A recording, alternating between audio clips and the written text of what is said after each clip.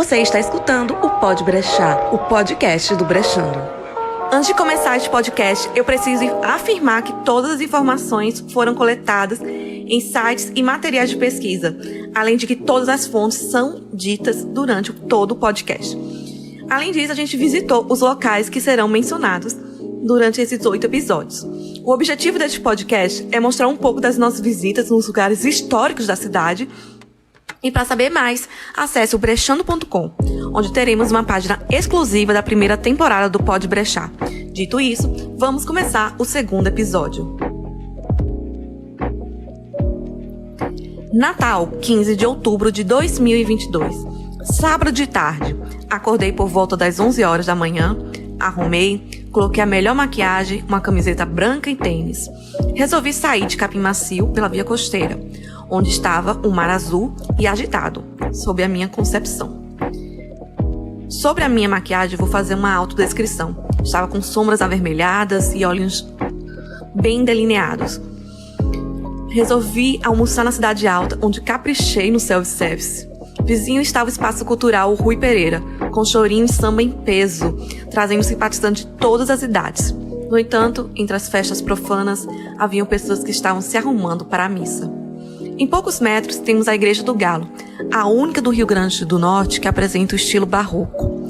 Mas, em poucos passos, mais precisamente 500 metros, próxima da Praça João Maria, existe uma outra igreja. De acordo com a história, o Brasil foi descoberto, entre muitas aspas, no ano de 1500. Mas a divisão das capitanias hereditárias aconteceu apenas em 1530, sendo uma delas a do Rio Grande. Mas antes, a região toda estava sendo invadida por piratas de outras partes da Europa, como os franceses, que roubavam para o Brasil com a finalidade de pegar o corante e tingir finos tecidos vendidos para a nobreza dos regimes absolutistas.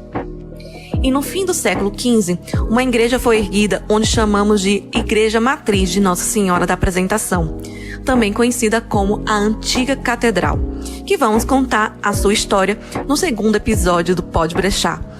Como falamos anteriormente, houve a divisão das capitanias hereditárias. A capitania do Rio Grande seria administrada por 2 capitães donatários, João de Barro e Aires da Cunha. Porém, eles nunca pisaram na região. E vamos explicar o porquê a seguir. O pesquisador Lenin Campos Soares diz que João de Barros era um historiador real e ficou conhecido por estabelecer as primeiras normas da língua portuguesa. Antes da capitania, o rei Dom João III lhe nomeou capitão da fortaleza de São José da Mina, em Gana, na África. Somente em 1532 se tornou feitor, pois era responsável por administrar terras portuguesas além da Europa. Sobre as capitanias, o professor Lenin contou que João de Barros e Aires de Brito resolveram unir forças para administrar as capitanias do Maranhão e o Rio Grande. Um capitão seria responsável pelo financiamento da expedição e o outro iria explorar as terras. Entretanto, Aires da Cunha não conseguiu. Naufragou e isso fez com que entrasse em óbito. Em 1555, os filhos de João de Barros, Jerônimo e João, conseguiram chegar ao que futuramente seria chamado de Rio Grande do Norte. Chegando pelo rio de Ceará-Mirim, os indígenas não lhe receberam bem e mataram a maioria da tripulação. Os filhos de João só conseguiram fugir, porém a fortuna do pai virou pó. E ainda teve gente corajosa para tentar alcançar o Rio Grande? Teve. E o ano era 1597, quando os portugueses teimaram pela terceira vez, e a expedição foi comandada por Jerônimo de Albuquerque e Mascarenhas Homem. Além de expulsar os franceses, eles resolveram construir um forte para se proteger, nascendo a Fortaleza dos Reis Magos, assunto para o 4º episódio. Aí, depois do forte levantado, eles viram que era hora de construir uma cidade próxima, com a finalidade de garantir o território português. Então, Gaspar de Sampérez, o mesmo que projetou a fortaleza, arquitetou a capela da cidade, que teve seu primeiro material de barro socado e civeta de ramos secos entrelaçados, como se fosse uma casa de taipa que a gente vê no interior do estado. A construção do forte aconteceu em 1598, um ano antes da fundação da cidade. Por falar em Natal, Segundo alguns historiadores, a cidade primeiramente recebeu o nome de Cidade dos Reis, depois Natal. O nome é explicado em duas versões. Refere-se ao dia que a esquadra entrou na barra do rio Potengi, ou à data da demarcação do sítio, realizada por Jerônimo de Albuquerque no dia 25 de dezembro de 1599, e passou por vários reparos ao longo dos anos. Acredita-se que uma capela de planta regular, segundo as palavras de Anne Fonseca Leite, com uma única entrada de acesso. Essa era a primeira forma da igreja que conhecemos. Uma curiosidade é que foi uma das poucas igrejas construídas no século XVII. Vale lembrar que Natal foi a 5ª cidade a ser fundada no país. Se pesquisar na internet, as igrejas construídas antes do período barroco têm um óculo central e um frontão triangular, igual aqueles desenhos de criança quando montas a igreja, que faz um triângulo para falar que era a parte de cima e um quadrado para mostrar que era a entrada e uma cruz em cima. Era mais ou menos assim as igrejas, parecendo um desenho infantil mesmo. E a igreja de Nossa Senhora da Apresentação apresentava essa característica, quando deixou de ser de taipa e se transformou em alvenaria em 1619, no qual algumas paredes ainda existem para o público saber um pouco mais de sua história, que fica na parte lateral da igreja. E sabia que ela já deixou de ser católica? Isso aconteceu quando houve a invasão holandesa. Após Portugal e Espanha se tornarem um reino só, a Península Ibérica, diferentemente dos lusos, os holandeses tinham conflitos diplomáticos com os espanhóis, fazendo que em 1580 parasse de negociar o açúcar brasileiro. Após tentativas de invasão, os holandeses criaram a Companhia das Índias Ocidentais, liderada por Maurício de Nassau, para ser especializada no plano de mais uma tentativa de alcançar o açúcar brasileiro. E a invasão deu certo. Em 1624, os holandeses conseguiram conquistar Salvador, mas foram expulsos no ano seguinte. Em 1627, voltaram, mas a nova invasão foi frustrada e resolveram mudar de foco. Pernambuco. E qual a sua relação com Nossa Senhora da Apresentação? Calma, vou te explicar. Em 1630, eles chegaram em Olinda e começaram a desenvolver a região. No entanto, eles queriam mais e chegaram ao RN com efeitos devastadores. O fato aconteceu no ano seguinte à chegada em Pernambuco, onde uma frota do elo Tenente-Coronel Hartmann Gottfried van Steen-Gallefeld partiram de Recife com destino a Natal, onde desembarcaram em Ponta Negra e, posteriormente, em Genipabu, segundo o historiador Luiz da Câmara Cascudo, com o objetivo de conquistar o Rio Grande. Porém, a primeira tentativa fracassou. Mas, em 5 de dezembro de 1633, uma outra esquadra e com tropas sob o comando do Tenente-Coronel Baltazar Bin partiram também de Recife com a direção à capitania do Rio Grande. Ao chegarem na capitania, os holandeses feriram o capitão-mor do Rio Grande do Norte, Pero Mendes Gouveia, e tomaram a fortaleza da Barra do Rio Grande, que passou a ser chamada de Castelo de Keulen, dando início ao domínio holandês na capitania. Além de transformar o Forte dos Reis Magos em castelo, a igreja dos portugueses se transformou em um templo calvinista, deixando de ser católica. E o calvinismo é uma religião que acreditava na predestinação, ou seja, que a salvação fora determinada por Deus. Eles acreditavam na depravação total, eleição incondicional, expiação limitada, graça irresistível e perseverança dos santos. O calvinismo não admite a possibilidade de intermédio entre Deus e seu fiel. O calvinista não acredita que existia santos ou qualquer outro caminho que leve cristão até Deus. O indivíduo por si só teria condições de se relacionar com Deus. Para isso, ele deveria viver uma vida correta, baseada nos bons costumes. Na questão econômica, o calvinismo aborda o trabalho e o lucro como algo benéfico para o homem e que não atrapalha a sua crença em Deus. Dessa forma, se um fiel possuísse um talento dado por Deus, logo após o seu nascimento, ele deveria trabalhar esse talento como um dom divino e ser merecedor de frutos a partir desse trabalho, como um acúmulo de capital. E eles queriam converter os católicos em calvinos, no qual surgiu diversas matanças, surgindo os mártires de Uruaçu e Cunhaú. O domínio holandês chegaria ao fim somente em 1654, quando os portugueses puderam retomar o avanço em direção ao interior nordestino, expandindo as fazendas de gado e perseguindo as etnias indígenas. Somente em 1695, quando Bernardo Vieira de Melo assume o governo da capitania e a região é finalmente pacificada, com muitas aspas. Durante a retomada, os holandeses destruíram o que era templo calvinista e a igreja foi reconstruída novamente. Então, entra a relação com a Nossa Senhora da Apresentação de Natal, que vamos contar sua história.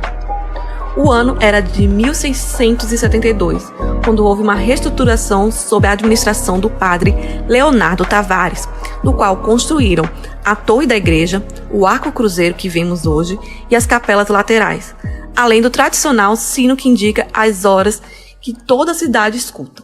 Tudo isso demorou para ficar pronto, em 1786, mais ou menos, e durante uma obra veio a imagem da Nossa Senhora. Diz a tradição que em 21 de novembro de 1753, um grupo de pescadores encontrou um caixote de madeira encalhado em uma das rochas na margem direita do rio Potengi, onde hoje fica a Pedra do Rosário. Dentro do caixote havia uma imagem de Nossa Senhora do Rosário e uma mensagem, aonde esta imagem aportar, nenhuma desgraça acontecerá. Os pescadores avisaram sobre a descoberta ao vigário da paróquia, Padre Manuel Correia Gomes, que se dirigiu ao local e logo reconheceu que se tratava de uma imagem de Nossa Senhora do Rosário.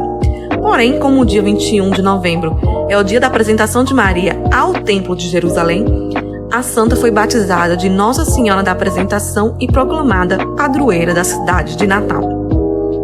As reparações da igreja ficou pronta em 1786 e até hoje é um ponto de referência por toda a cidade. Durante a sua visita, a estrutura está praticamente intacta, depois da reforma de 1786, com a imagem de Nossa Senhora da Apresentação, de Nossa Senhora e também de Jesus Cristo. O altar estava preparado para a missa que iria acontecer às 4h30 da tarde, mas a hora da visita foi 1 hora antes, e tinha gente já rezando o terço, funcionários preparando a missa e gente curiosa para saber como era por dentro. Nós éramos estes tipos de pessoas. Quando você entra na porta principal, você vê os pisos de pedra, iguais que usavam nos prédios coloniais, e depois você olha a grandiosidade do altar, que tem uma estrutura interna parecida com a Igreja do Galo, com uma nave sobre o altar e muitos vitrais nas laterais, além do óculo central com vitral deixando uma luz natural. As portas laterais dão a visão à Praça André de Albuquerque e o Memorial Câmara Cascudo. A sensação de paz e grandiosidade era evidente em cada passo. Mesmo ao fundo, tendo crianças gritando e brincando nos antigos camarotes para membros da corte e funcionários públicos. O acervo da arte sacra chama bastante atenção, com banheira de batismo esculpida em mármore, confessionários iguais aos dos filmes e bancos e portas com madeiras bem tradicionais. Mesmo assim, a igreja deixou um espaço na lateral, como se fosse um museu contando a sua história. Encontrei com 2 estudantes de Lajes do Cabugi que estavam em excursão escolar quando resolveram, por conta própria, visitar o espaço. Foi assim, sem predestinação nenhuma, não foi, amiga? A gente veio de uma viagem, a viagem escolar. E a gente se sentiu à vontade de vir aqui, sabe? Porque a gente é religioso. E isso é bem importante. E saber que aqui existe uma catedral antiga. E que hoje ainda acontece os seus movimentos, né? Então a gente veio aqui querer conhecer um pouco. Eu nunca tinha vindo aqui. Já é a minha 2ª vez vindo aqui, como viagem escolar também. Vocês acham mais bonito daqui? O altar. Eu achei interessante o Santíssimo. Muito belíssimo. O Santíssimo é uma coisa encantado aqui, fiquei encantado. Meio português, assim. Agora o altar me encanta muito, que é a peça central da igreja. Ambos estavam com camiseta cinza, indicando que estavam em uma excursão da escola. Após de despedir dos 2, eu vi um moço com um anel escrito Jesus no indicador direito. E vi que ele estava fazendo uma prece.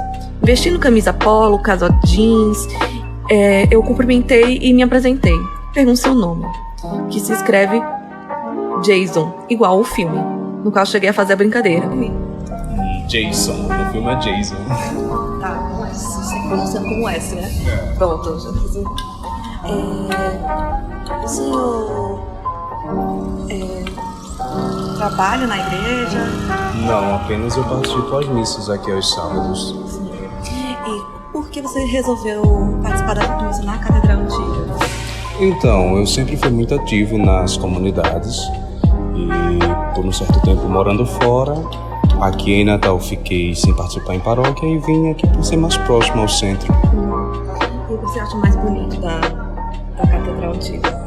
A questão da arquitetura, né? Um modelo muito antigo e que é conservado ainda por poucas pessoas. Voltando a falar da história da igreja, quando ela se tornou catedral. Para chamar ela assim, precisa ter autorização do Vaticano e a participação do padre João Maria, que comandou este espaço entre 1881 a 1905, foi bastante importante. Neste período, ele adicionou decoração de arcadas, tribunas e púlpitos, que estão lá até hoje, e tinha um objetivo por trás: transformar em catedral. Isso aconteceu em 1909, 5 anos após a morte de João Maria. A igreja era grande demais para a população natalense. Então, antes de sua morte, o João Maria viu que aquele terreno em que as pessoas atravessavam para ir às suas casas poderia ser um ótimo espaço para a igreja. Depois, a prefeitura tomou o terreno e construiu no local a Praça Pio X. De qualquer jeito, a praça era pertencente à catedral, por isso o nome. Sobre a mais nova catedral, contaremos em um outro episódio sobre essa visita que a gente deu nos pontos turísticos. Sabia que a última reforma aconteceu nos anos 90? Isso mesmo. A Prefeitura do Natal resolveu fazer um plano de reestruturar a fachada, parecido com a versão que foi reconstruída durante a invasão dos holandeses. Então, em 1994, especialistas em restauração, liderados por Paulo Tadeu de Souza Albuquerque, retomaram a aparência original dentro e fora da igreja. As obras só foram finalizadas em 1905 e atualmente é possível ver características coloniais como seu aspecto mais limpo, sem adornos e seus traços mais retos. Até os esquemas de cores originais, branco e amarelo, foram restaurados. Por isso, vemos ainda pedras portuguesas, altar monumental e outras estruturas da igreja daquela época. Disponibilizamos na página do Pode Brechar fotos de como era a catedral antes da última restauração nos anos 90. A parte administrativa da igreja funciona de segunda a sexta, das 9 às 18, e as missas funcionam de terça a sábado, às 4h30, e domingo, às 7 da manhã e às 4h30. Este foi mais um episódio do podcast do Brechando, o Pode Brechar, onde visitamos os pontos turísticos da cidade. Fique de olho nas fotos que tiramos na igreja de Nossa Senhora da Apresentação. Acesse a página brechando.com/podebrechar para saber os links que foram disponibilizados para escutar o podcast e também qualquer plataforma de streaming. O Pode Brechar, o podcast do Brechando, foi contemplado pelo Sesc Cultural na categoria de Pluralidade das Artes. O roteiro e reportagem ficou por conta de Lara Paiva.